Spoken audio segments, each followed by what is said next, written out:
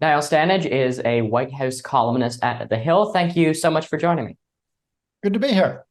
So let's just start out with the fact that we could potentially see a now third indictment of former President Trump this week. We hear a lot of talk, specifically with the other two indictments, about the impact it could have on his presidential campaign. Could a third indictment be any different from the other two that we've seen in terms of the impact it could have? I'm not convinced that it would be in terms of the Republican primary race.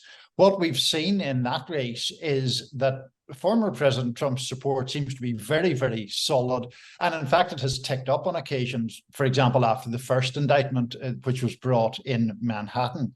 Now, the general election, I think, is always a different situation. There is the fear there from the Republican side that nominating Mr. Trump would be very divisive. And obviously, a third indictment would fuel that argument.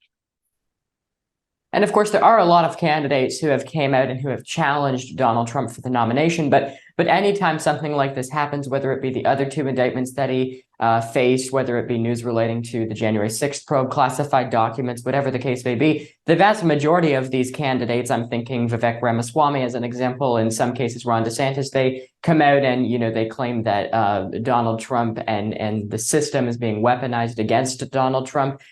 So I guess, are you expecting any of that to change? And obviously that's kind of unprecedented, because usually in a primary, it's kind of gloves off, going back and forth on policy, whereas that doesn't really seem to be the case here.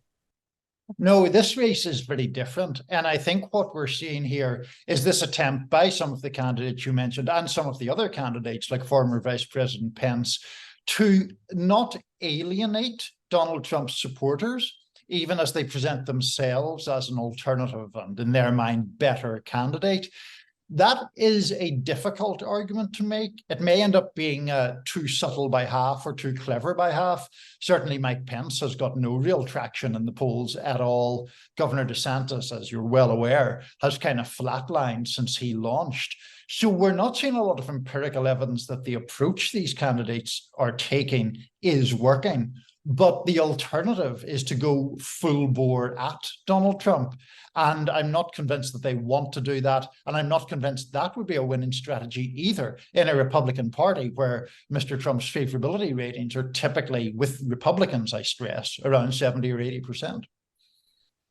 And just before we conclude here, too, I mean, when you look at these candidates that are running, I mean, aside from Donald Trump, as you point out rightly so, the vast majority of the other ones, their polling numbers are going down in some cases when Donald Trump's are going up. I mean, I guess there's maybe a few exceptions to that, like Vivek Ramaswamy, his numbers have been going up. But so much so that you have people like former Vice President Mike Pence, who as of right now isn't even qualifying for the first debate, according to some of the interviews that he has given. How do some of these other candidates, with Donald Trump being so popular, make inroads for themselves to, become more successful? It's very difficult just as a matter of strategy. And I think what you're seeing is honestly a lot of those candidates waiting in the hope that Donald Trump will either make some mistake or that as the primaries and caucuses draw near, Republican voters will somehow have second thoughts. I mean, that was the strategy of people like Ted Cruz in 2016, and clearly it didn't work.